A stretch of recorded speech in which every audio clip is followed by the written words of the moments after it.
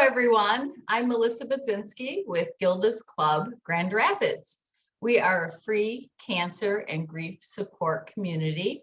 If you are on a cancer or a grief journey and you'd like more information about our free groups and community, please give us a call at 616-458, that's not right, 453-8300, or look on our website at gildasclubgr.org. I'm so glad that we can all be together on this virtual platform. Thank you for joining us. If you're here, we would love to know that you're listening and watching. Just click liking it, or however that works. I'm not very technically savvy here, but if you have a question also for our guest, please post it here on this episode, and we will make sure that our guest gets that question or comment. And if you really enjoyed this and you felt you got something from this episode, please just share it with people, or like it, or post it on your Facebook. We love to make sure that as many people get this information as possible. We hope that you're all doing well and enjoying yourselves. You're staying cool today and dry. It's pretty damp out there and a little sticky. And we hope that you're enjoying your summer. So today we have with us Dr. Jeffrey VanWingen. He is the medical director for Heartland Hospice, which is a hospice that encompasses most of the lower Michigan, the west side of Michigan. And we're so glad to have you with us, Dr. VanWingen. Thank you for joining us. Thank you. It's good to be here. Yeah. So why don't you tell us a little bit about yourself, who you are, where you come from, what you're doing? Well, I am the medical director of Heartland Hospice, but I am a family physician by training, and I do family medicine, also hospice. But I think I'm going to roll things off in the spirit of Gilda Radner.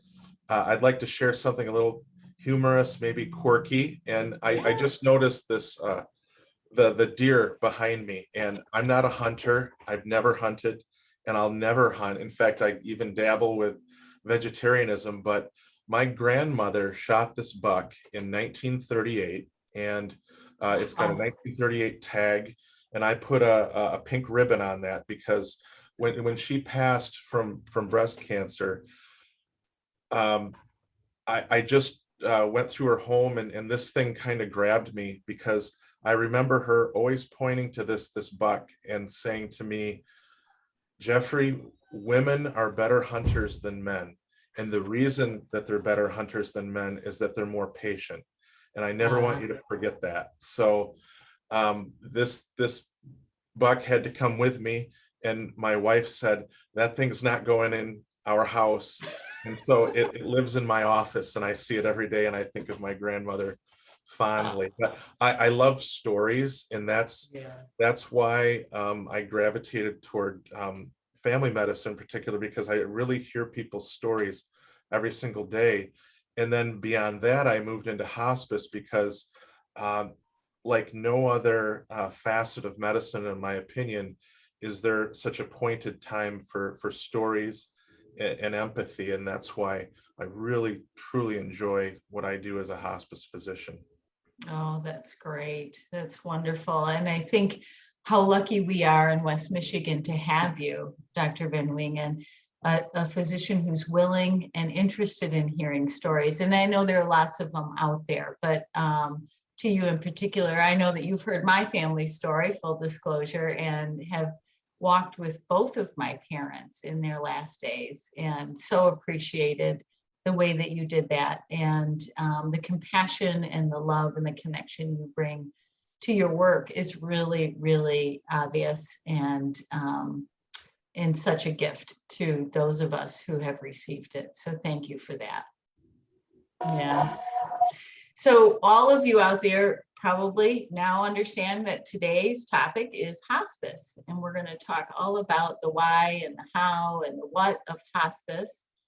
And again, if you have a question for Dr. VanWingen, we would love to get that to him. So just at any time during this episode, just type it in and we will make sure that we field him that question. And I have a number of questions, of course, so we should get started with that. So tell us, what exactly is hospice? Hospice. Hospice has become quite a term, and I think it triggers a lot of connotations in people's minds. And I want to challenge people to kind of just dispel that. And let's kind of start from the ground up and kind of maybe even recognize or relearn hospice, in the sense that hospice is a philosophy. It's an enhanced care service. It's a covered benefit by Medicare. For instance, hospice care is fully covered by Medicare, and that includes medications, all the pertinent medications that someone would be on while they're in hospice care. And it's focused on easing the last chapter in a person's life. It encompasses a team approach. For instance, on my hospice team, we have myself, administrators, nurses, aides, spiritual care, chaplains, social work, massage therapy, and even music therapy. Extra training in providing comfort occurs before people move into their hospice roles. We be it pain, emotional support, the stress of the executive items that people encounter in the last days of their lives, which can be a burden, and also even helping people mend relationships, easing psychological burdens as well. Yeah. Oh, really helping families and people that are connected with that person who's dying, helping them through those tough moments, and having those tough conversations, and really important conversations, in order to bring some healing so that the process can be loving and helpful and as easy as possible, sounds like. That's right, Melissa. And in fact, when we bring somebody onto our service, we all meet the patient and their family, and then come together, and our sole focus is how do we benefit the patient and their loved ones during this time. Yeah. And there's a lot of connotations that it's just prescribing medications, or it's just helping provide stuff or care in the very, very, very last moments of a person's death. But it's really a journey, and we come alongside people during that determination that hospice care is needed, and Yeah. really work to enhance their life as they move toward passing. Yeah. Oh, that's beautiful. So it leads me to my next question is, what isn't hospice? Like, what, what's the converse of this? Yeah. Well, I think it's important to make the point that hospice does not hasten one's death or passing.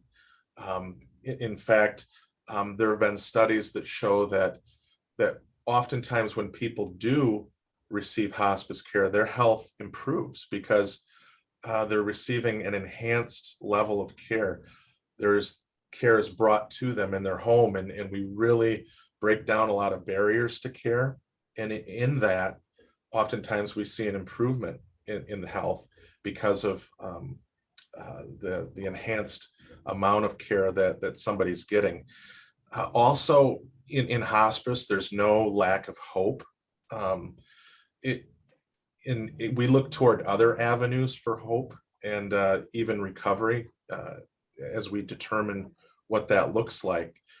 Maybe a bit of different context as somebody enters into hospice care, but we really help people to navigate uncertain waters that perhaps they hadn't been through before with a family member, and certainly not in their own personal experience. Okay. Yeah. Oh, that's great. And so when would someone call hospice? What would the situation be that they would call and ask for services? That's a great question, and that's where I think a lot of the uncertainty is. Even among medical personnel, it's a widely accepted fact that most of the time hospice comes in regrettably too late. We always feel like there's more that we could have done had we just had a little bit more time. And really by definition and determination and Medicare guidelines, to bring somebody on for hospice services, the person that makes the healthcare professional that makes the referral or the admitting physician needs to say in their best estimate that the person has an expected a life expectancy of 6 months or less. Okay. And that is just an estimate. It's a guess. And when we bring somebody on for hospice, we always ask ourselves, why hospice and why now? And that's where the story comes in about what families been experiencing, what the patient's been experiencing, what sort of crossroads are they at with their physician or their oncologist in the case of someone who might have cancer. And we take in all this info and evaluation to make an informed decision. And I think personal healthcare providers, physicians are in a great position knowing a patient to help that patient make that honest determination about when hospice should be called.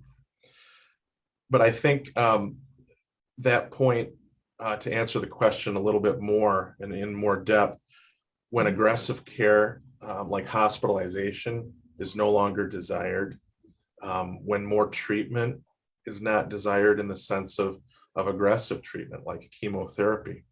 But that brings up a couple myths that that some people think that when they go on hospice, they have to make sure that, or one of the criterion is that they're a do not resuscitate status, that nothing more would be done. We have patients that still want life-saving measures if they should pass suddenly, but bring them in at that point in their journey and then let that evolve as things progress or proceed. And the other thing I think that where it pertains to cancer treatment is that curative therapies are not consistent with the hospice philosophy, but there are times when perhaps palliative chemotherapy or radiation would be acceptable as somebody comes on to hospice. Okay, so full-on active treatment doesn't Correct. necessarily align with the philosophy of hospice. And I'm glad you said the word palliative, because I was thinking, what is the difference between palliative and hospice? And do they work together or are they separate? Maybe you can explain that a bit too. Yeah, many hospices also have a palliative care arm. At Heartland, we do. And I think we work in close partnership and maybe transition, because the major, I guess, nutshell distinction between hospice and palliative care is that palliative care really does encompass more curative therapies, more aggressive therapies, and at the same time works to keep patients comfortable. Okay. So So pain management, hospitalization, comfortability. chemotherapy, radiation, all that could definitely be part of palliative care. Okay. And people graduate, I'm going to use that term sort of loosely, from palliative care and sometimes from hospice. Is that true? That's absolutely true. And like I said, this is just an estimate when we bring somebody on. Yeah. And nothing is ever black and white in the medical field. And this is certainly the case with hospice. So it's a resounding no.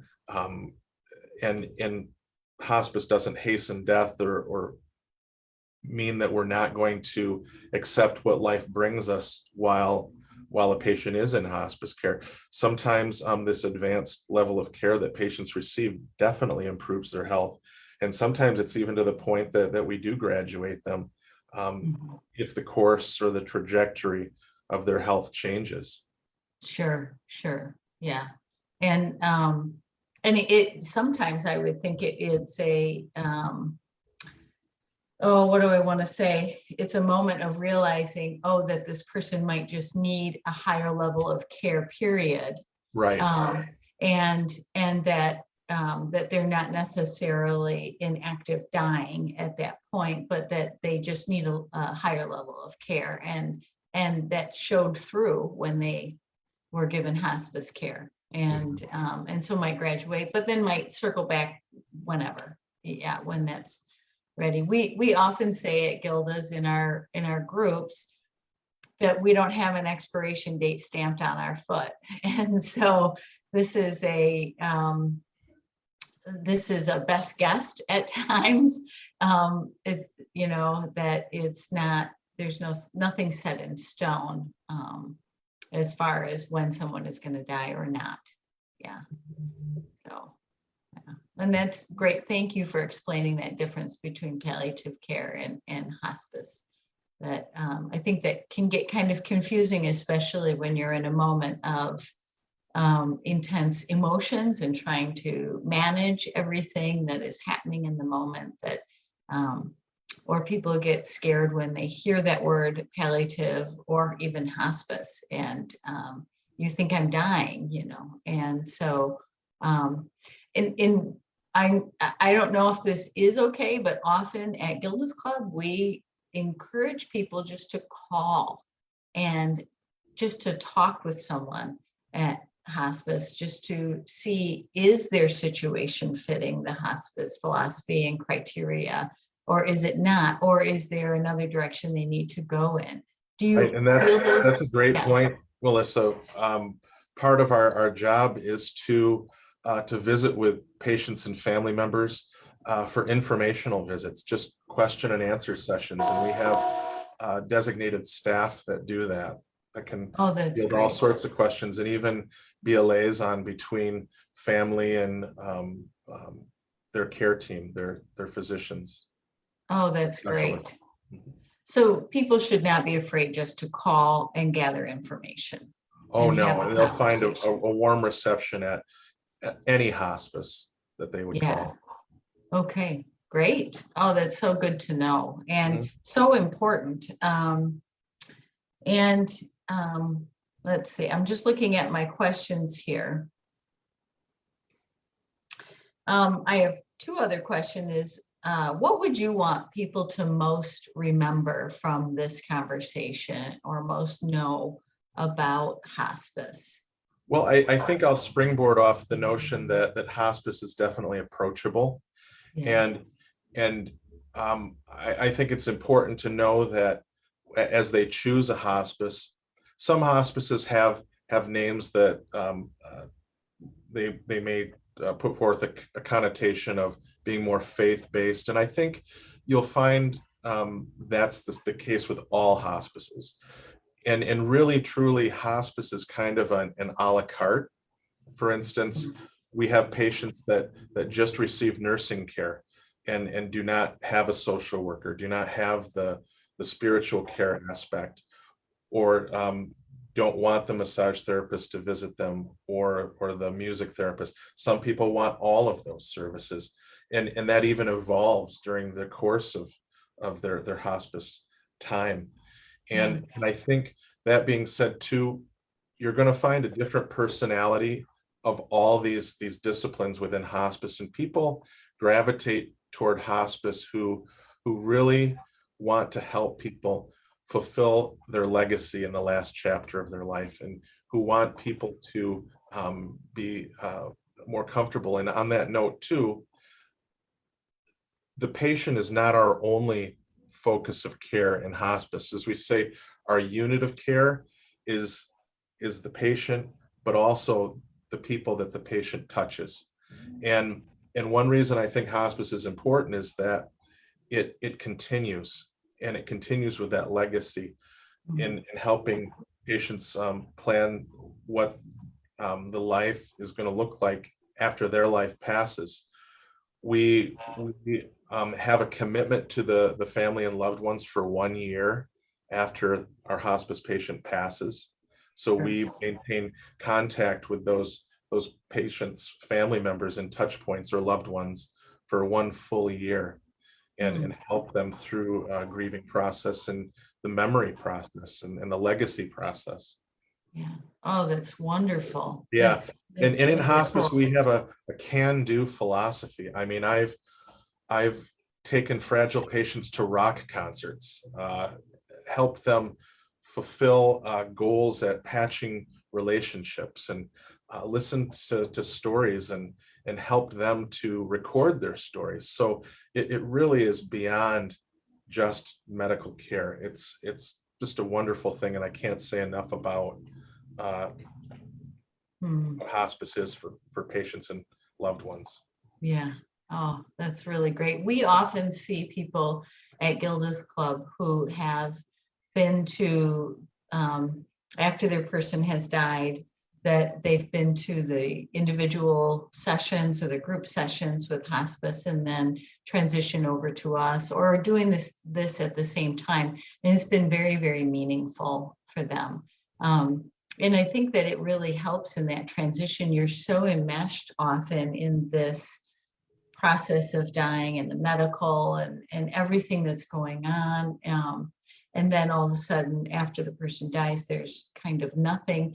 And so this transition of being followed with your hospice team is really important because it keeps those connections alive as you gently move out of that into something else. And so really beautiful way to walk with people, to honor them, to hold those families as they move through that grieving process. Yeah, that's really great. So I think you just answered the last question, is why is it important for hospice to be involved with families and individuals at the end of their life? Mm-hmm.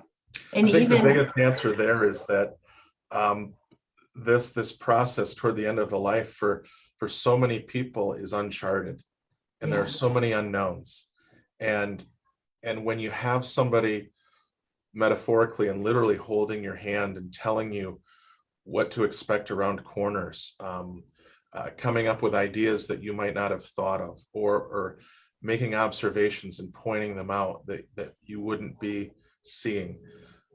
Those are all things that are invaluable. To have that sort of a guide is very important and very helpful, but also recognizing that we meet people on their terms, and it's all on the patient's terms, and to be there for as much or as little is necessary. I think even just having that in your corner is important and beneficial. Yeah, I would agree that that piece of really feeling heard, even and seen, even in those last moments, is really, really important to us as humans, to our spirit, to our heart, to our to everything. And I think also for families to see their person being seen and heard is really important. So, yeah. Well, what a gift, Dr. VanWingen, you are, and hospice is Thank you. To our community. And we're just so grateful that we have such a beautiful, supportive community, especially here in West Michigan. We have a menu of different hospices to choose from, and we also, obviously, within hospice, have this menu of how we can have choice in how we die. And what a different life than it was a number of years ago. I don't know how long hospice has been around, but I don't think that long. Hospice had its inception in Calcutta, India, under Mother Teresa. And I had the opportunity to visit that hospice, and you just feel chills when you walk through that hospice. And you kind of get a sense of your purpose, and it helps you to refocus about what your primary goal is, and that is to take people in and enhance their lives. Yeah. Oh, that's wonderful.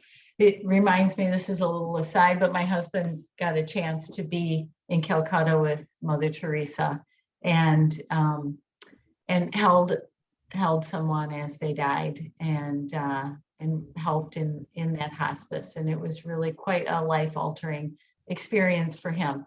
And Father Mark Shibish was with him when they did that, and really quite an honor to learn that process right from her and her sisters, her community. So that's really cool. I guess I never put that together until now. So such good stuff, such rich, honoring and lovely experiences. So thank you for that. Thank you for all your work here in West Michigan and with Heartland Hospice. And if anyone is interested out there in learning more or speaking with hospice, we will post Heartland Hospice contact information on this post so that you can give them a call. We encourage you, if you're just thinking about it, if you have questions about it, if you're recently diagnosed and you want to know what the span of experiences could be, give them a call and talk with them. And I know that they're open, and we're open to helping you at Gilda's Club make that call. They're open to receiving that call. So I think that's everything I have. Any last thoughts? Or I think we've covered all of our bases, at least the ones that I could think of. Great, good. And again, we encourage anyone who's on a grief or cancer journey and you'd like to learn more about Gilda's Club, or if you'd like to learn more about hospice, please give us a call. Just contact us, reach out. We'd love to chat with you. Thank you again, Dr. VanWingen, for being here with us, taking time out of your very busy schedule. We really appreciate that. And It's a pleasure. Yeah. So for all of you out there, I hope you stay safe and out of the heat. If that's if you don't like the heat, if you're like me, I like to be in the heat, so I don't mind it as much. But hope you get outside and get to enjoy this beautiful summer we're having. We also want you to know that we are continuing our full virtual program for our members. And we are accepting new members virtually. So if you'd like to contact us, if you're on a cancer or grief journey and you want to be a part of our free support program, 453-8300, or look us up on our website, gildasclubgr.org. And we also have exciting news that we are beginning to return to our in-person program. We're doing this very slowly and intentionally. We know that our community, most of our population in our community is immunocompromised, and we want to be as careful as possible. We don't want to put anyone at risk. So it is kind of a slow crawl, but we're getting there and we're excited about that. So if you want